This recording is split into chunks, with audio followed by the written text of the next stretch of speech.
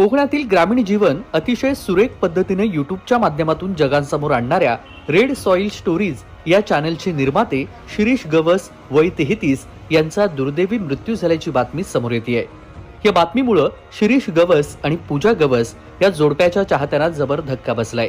काही दिवसांपूर्वीच गवस दाम्पत्यानं आपल्या मुलीचा पहिला वाढदिवस साजरा केला. मुलीच्या वाढदिवसाचा व्हिडिओ रेड सॉइल स्टोरीज या यूट्यूबवर त्यांनी शेअर केला.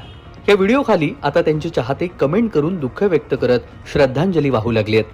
कोरोना काळात जेव्हा जग थांबलं तेव्हा मुंबईतील शिरीष गवस आणि त्यांची पत्नी पूजा गवस यांनी एक वेगळंच ध्येय उराशी बाळगलं. शिरीष IT क्षेत्रामध्ये काम करायचे तर पत्नी पूजा सिनेसृष्टीमध्ये काम करत होती. कोरोनामुळे ब्रेक लागल्यानंतर दोघांनीही सिंधुदुर्गातील आपल्या गावात जाण्याचा निर्णय घेतला.